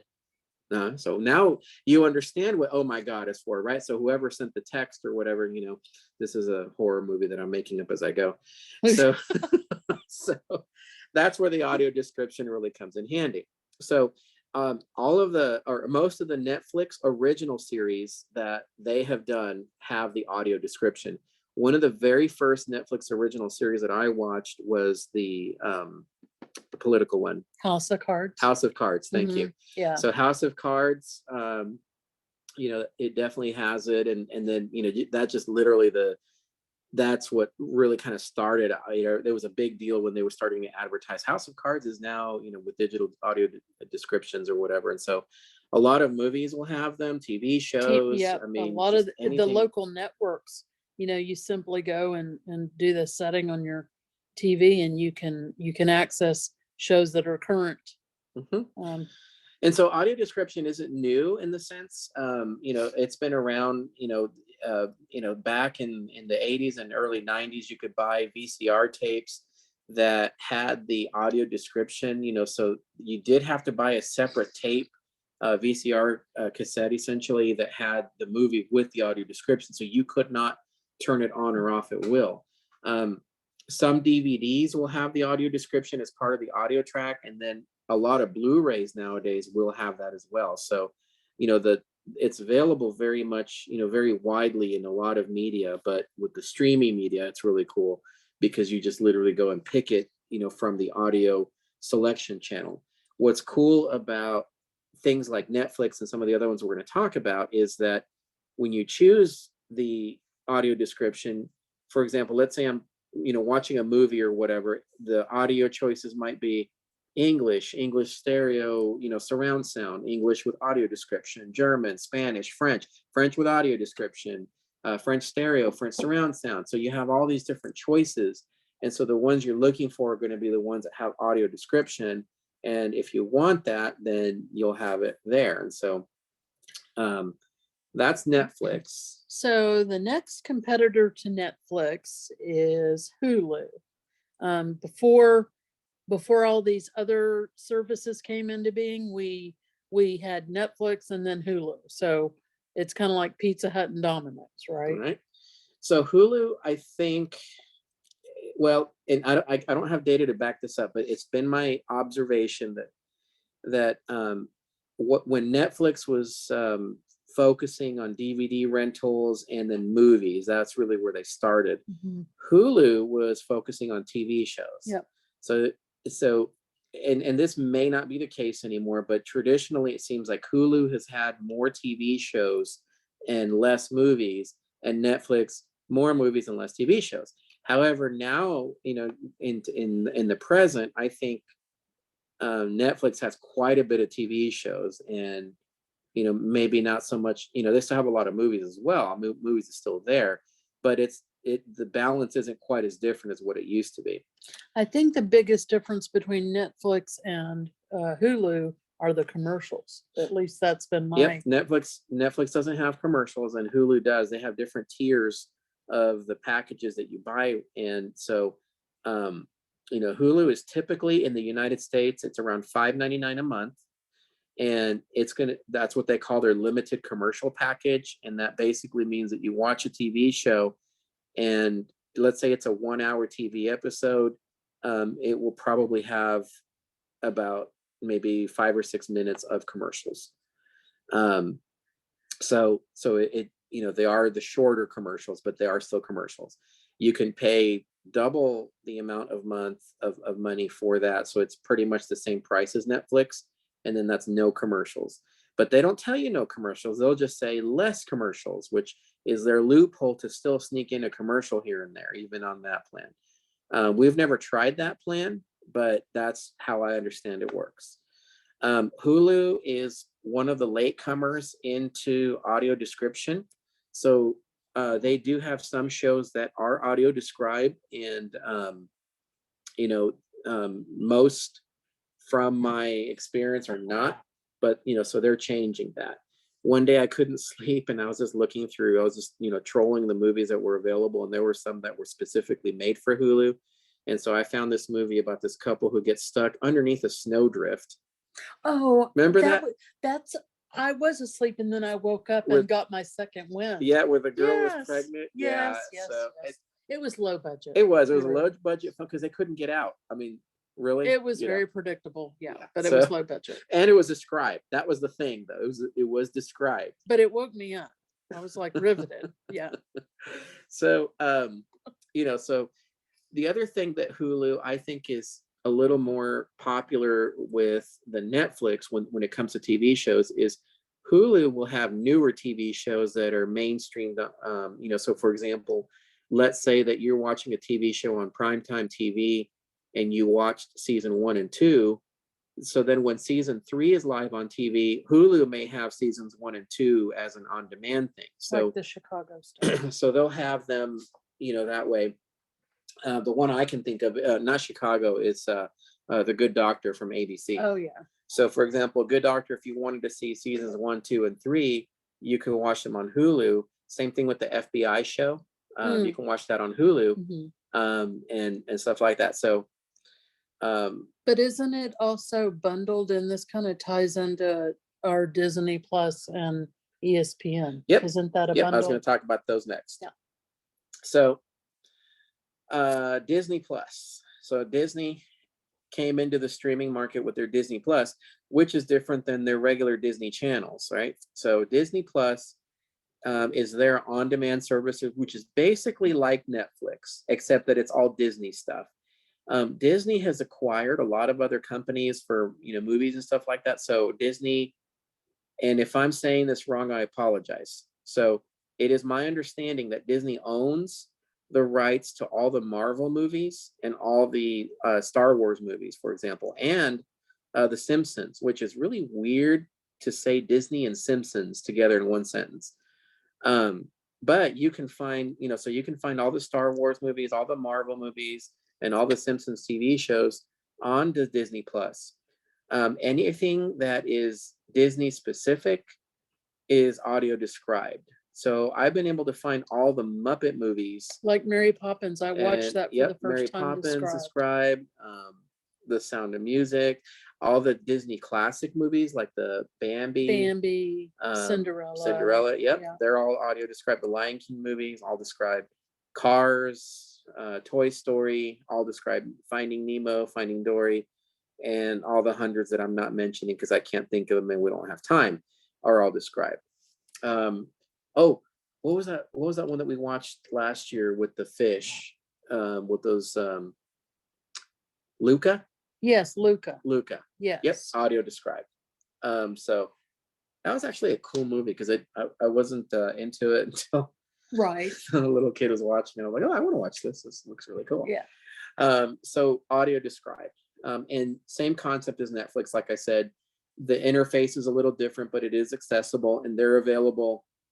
The nice thing about services like Netflix, Hulu, Disney, etc., is they're all cross-platform. They're available on all your various devices: iOS, Android, Amazon, etc. Something about purchasing. All right, this part is important. If you get the Netflix or any of these apps on your, let's just say, iOS device, you will have the option to do an in-app purchase. I personally recommend to not do this. And the reason for that is because if you do the in-app purchase, you are paying Apple to pay Netflix, or you're paying Apple to pay Hulu, and so on. So you're limited to just that device. If you have other devices, or if you want to switch devices, let's say that you have only an iPhone, then you want to switch to an Android, or you've been watching it on your Android tablet and now you want to switch to an Amazon tablet, or you want to switch to an iPad. If you are paying iTunes or the Google Play Store directly for this service, you're going to have to cancel it and then resubscribe to the other one with the other platform. So it's more of a headache when you're tied in that way. So if you go to the company directly and you create an account and buy it and pay them directly, then it won't matter which device you're listening or watching or anything. And you can, choose different devices as you want to, or as you change them out, and you don't pay the specific device owner that. Okay. Prime Video. Well, hold on. I was going to talk about ESPN real quick. Oh, 'cause of the yes. bundling. Oh, thank you, because of my Patriots. Losing. Hey, Google, what's the score in the Patriots game? Last Sunday, the Oh, Patriots they're not played- playing They're yet. not playing yet. Oh, that's right. It's going to happen after this workshop. I forgot. Thank you. Maybe we'll have a workshop on time management and reminders. The current game is the Bengals hosting the Raiders, and it's 26-19 Bengals. Oh, Almost good. I 2 have minutes Thank left. you. good. I have them picked. Okay, cool. Okay. Right. So ESPN is another one that's, if people are sports fans, they've heard of ESPN. So it's a service that's been available as a cable TV channel forever. And so they also have their streaming service that has live stuff, plus also on-demand sports, whether it's replays of games. Oh, yes, it does. Thank you. Yep. So there's a comment on the chat that Netflix works very well on the Braille Note Touch. It also works on the Braille Sense 6. Those are considered Android devices. So yes, they will. And so will Amazon Prime and some of these other ones that we've talked about. So thank you for that. So ESPN is specifically geared toward the sports fan. And it's essentially the same thing in the sense that it's on-demand stuff with some live stuff mixed, in. So there's, I can't remember who owns whom. I think Disney owns ESPN. Mhm. I think that's the way it goes because Mhm. Disney, they own everything. Right. So there's a bundle that you can get where you can bundle ESPN, Netflix, and Hulu for one price. And so that way it gives you all three of those at a discount. So that's something to look into if that's something you want to take advantage of to kind of save on or whatever.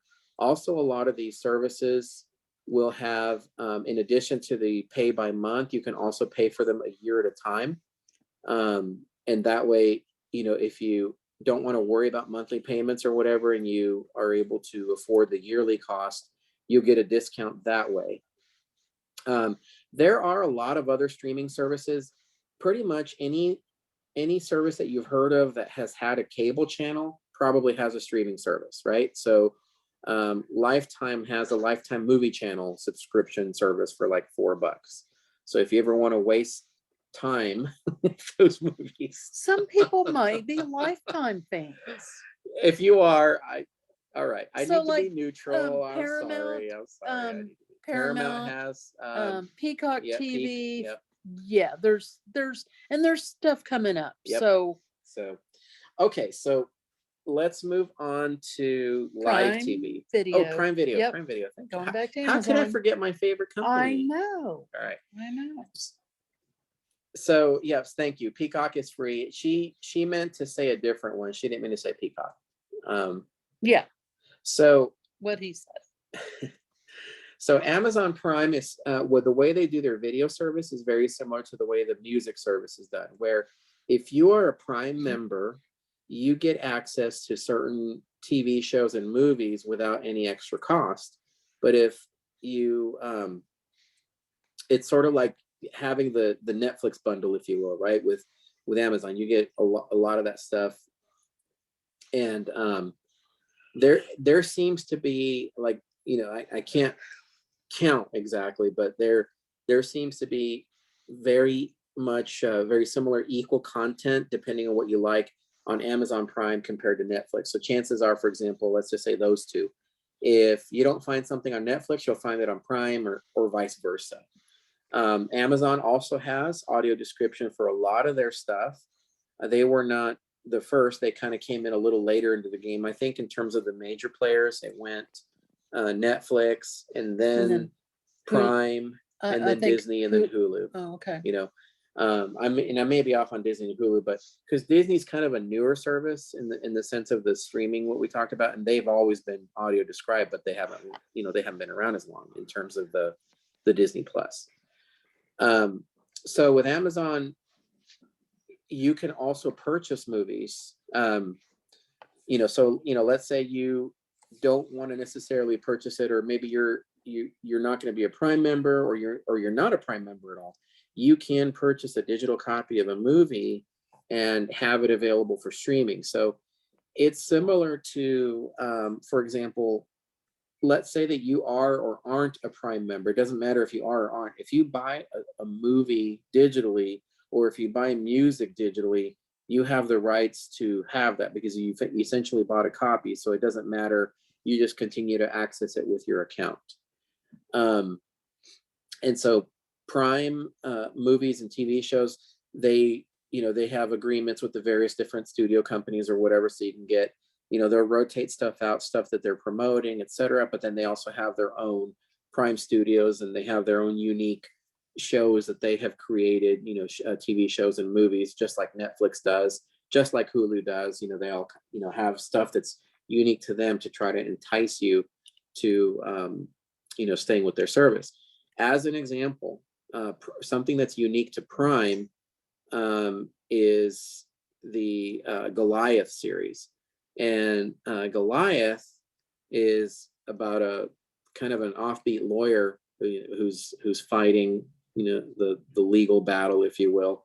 And the way they draw people in is the lawyer is played by Billy Bob Thornton. Yep. So, if anybody who knows Sling Blade and some of these other, other movies that he's been in a lot, they'll be like, oh, Billy Bob Thornton, he's in an Amazon TV show or whatever. So you watch it, and it's funny. It's really good. It's very, very good show. And so, so they have things that are unique, to them, and you have to have the service to watch. So that's Amazon Prime.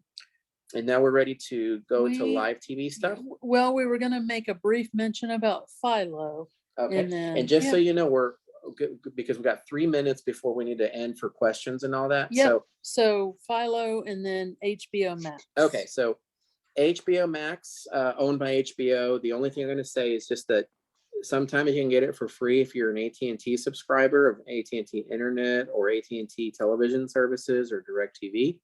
Otherwise, you pay for that separately, and it's the same kind of stuff where it's on-demand HBO content. There are some that are reasonably discounted, but they're not accessible. As an example, Philo TV has a live service, which is cable TV replacement. We tried it, and it was not accessible on iOS, Android, Amazon. So we ended up canceling the service, which is too bad because they were pretty competitive with their pricing. They're very good. YouTube TV also has live TV services. So these are basically like cable TV replacements.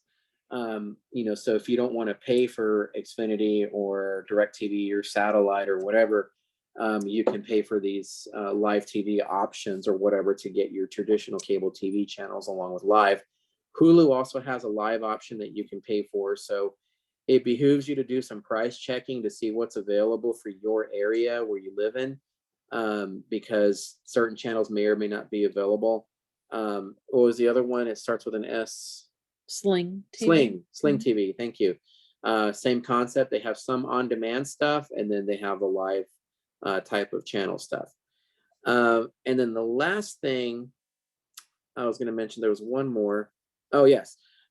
There's the Peacock TV. So Peacock TV is one of the ones that started to become popular. They've been around for a while, but I think they haven't really advertised until a lot recently. So they do have free TV service, and it's similar. It kind of reminds me in a way of Hulu, where they have a lot of TV shows that are available on demand, and then they have some that are like live stuff. But I also think they're kind of related to the NBC affiliate. I think they're a part of the NBC family. That'd be good to know. That is correct. Yeah. It That is is okay. NBC's Like streaming Paramount service. and CBS. Yeah. Because they are the Peacock network. That has always been their symbol. Yeah. Yep.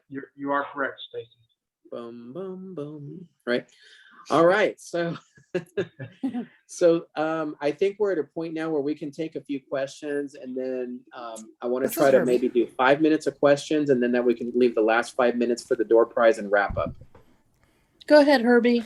Okay, so a couple of things I thought I'd mention is first of all, the ESPN, when you mentioned that, I think that is specifically ESPN Plus, which is content that is it's an addition to their regular TV cable channels, but it does not include their cable TV channels. So if you actually want to watch regular ESPN, ESPN2, you do need the actual cable package for that, but ESPN Plus, you get things like baseball, NHL, things like that. And also, I believe it's through Verizon, you can get those for free, ESPN Plus, Disney Plus, whatever. One other TV service you didn't mention, and I don't know if it's just because it is very specific, is Apple TV Plus. Now, is that available outside of Apple products? You know what? And so thank you first off for the clarification on ESPN. I knew I wasn't describing it quite the way that you did, so I appreciate that.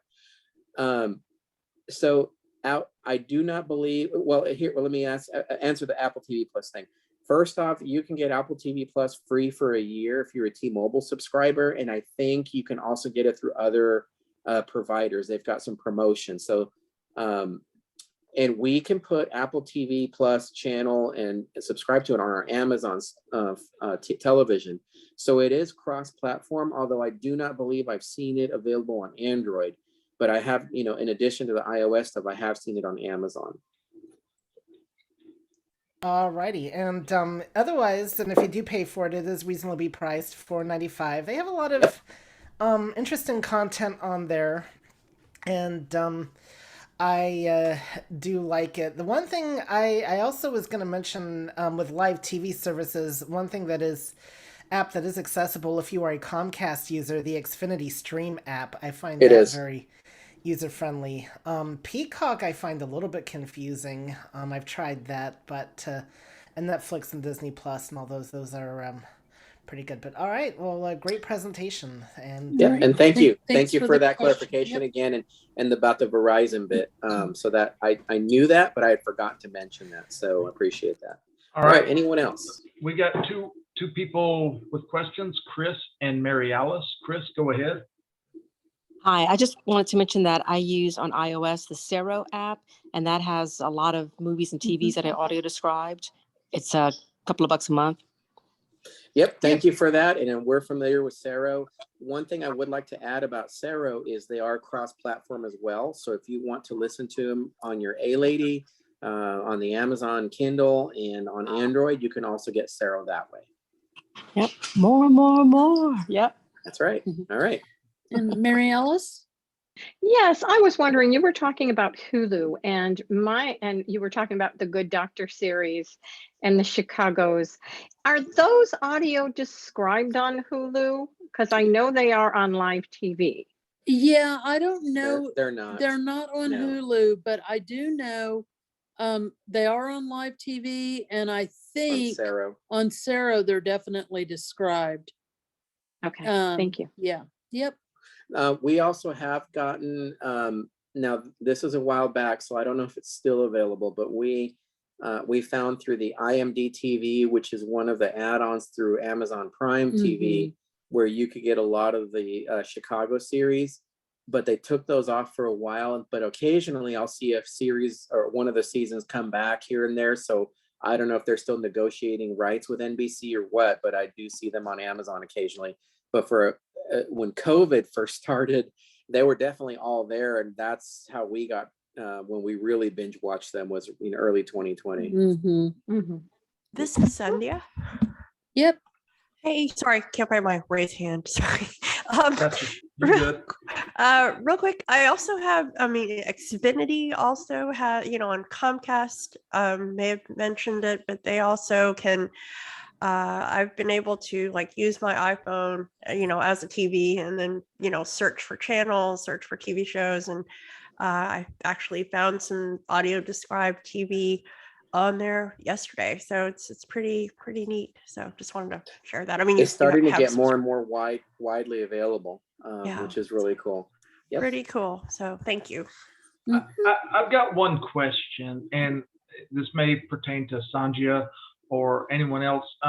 With the streaming, with audio descriptions, if you have it turned on, if you have it enabled, is that using the second audio programming on Comcast, or? Yes, this is Sunday. Yes, it does. And then if it's not available, we probably all encountered this. If it's not available, it'll be in Spanish. So my dad, that was my question. my dad will be exactly. like, "Why are they talking? You know, the baseball game or football game, and it's all in Spanish." So That's what I was double checking, because I know that was a complaint I heard someone say about Comcast. Well, it was doing well until I flipped another program and it was all in Spanish too. That's what it was. Yeah. Yep. And the thing is the secondary audio, it's called SAP, secondary audio programming. That's not new technology. That's been around since probably the late 80s, early 90s. Right. For that. And it was originally, meant for the secondary language, and that, and someone thought, well, hey, let's just stick audio description on there. So that's kind of how that evolved. Okay. Any other I questions? think we have time for one more. Yep, Before we one do wrap. more. Yep. Chris and Mary Alice still have their hands raised. I think that's from before. And That may nobody be from else? before because they've asked theirs. Yeah. So Otherwise, it's you, Ron. We can wrap up. all right. Well, y'all did a fantastic presentation. Thank you for that, Stacie and Raul. Again, y'all do excellent on what you present. So we do have a door prize from RGA Tech Solutions. So Stacie, we have a name here? Yep, and we're actually going to do number 14, and I really have to apologize. I did not look at the spreadsheet, but the Okay. number I chose is number 14. So if you can see who our 14th registrant is. I have the spreadsheet here. I can pull up real quick. Okay, I It's apologize. Judith I Lawrence. Judith Lawrence is number 14. Judith, are you still here? That's who I have. Yeah. I And am if- here. I'm from Canada. Hey, Okay. congratulations, Judith. All right. Well, And a thank lot you. of the stuff was sort of, oh, that's not for me. It's not in Well- Canada. Well, And I said, I'm going to hang congratulations. in This there. is for you. Thank you. Yeah. So thank you for joining us, and Ron will get with you and get your prize. I think Amazon is everywhere, so it'll be a $25 Amazon gift card, so you can use it. Well, that's wonderful. Awesome. So Well, you've got my thank you. email. Yes, ma'am, and I will be in touch. We thank you all for being here today. Some of you are regulars, some of you are here for your first time, and we appreciate you all being here to join HAVIN for our New Year kickoff. We will be coming back in February. Stacie, what was that for the Valentine's? Saturday is the 12th. Yes, I believe it is. And so be looking for that announcement. It will be Valentine related, hint, hint. So we also will be doing our Inside Expo this year virtual again. So if you're here, you're hearing it for the first time. It will be April 30th. Be watching your inbox for that. If you're listening, we've got your email. You will get that announcement. And there's other news from HAVIN coming up, and keep an eye on your inbox because there's good things happening this year. So we hope you're well. We thank you for being here today. And even if you knew a lot of this stuff already, I think if you're like me, you still learn more. So more. And thank you, Andrea, True Connection. So That's right. That's Hey, right. somebody knew the song. Oh yeah. So, Thank you. All right. Thank you, guys. Everybody stay safe, and please root for the Patriots.